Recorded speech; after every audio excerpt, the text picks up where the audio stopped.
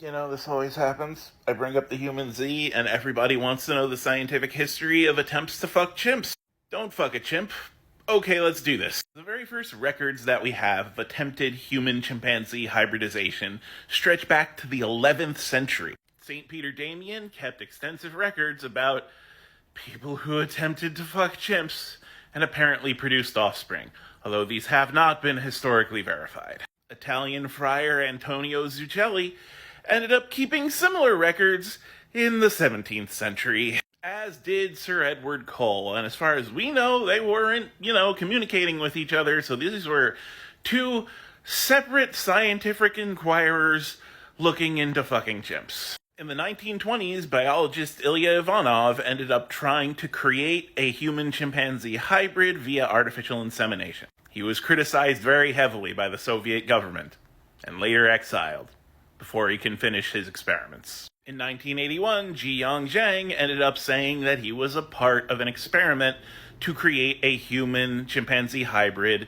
in a hospital in China. This experiment took place in 1967 and was cut short by the Cultural Revolution, which caused the experiment to be abandoned and the possible viable offspring to simply die. In 2019, Professor Juan Carlos Esposito Belmonte from the Salk Institute of Biological Studies right here in the US claimed to have created a human-chimpanzee hybrid but killed it before it developed any sort of nervous system. These claims are still being verified by the scientific community. So we actually have quite the body of scientific knowledge about attempting to hybridize humans and chimpanzees.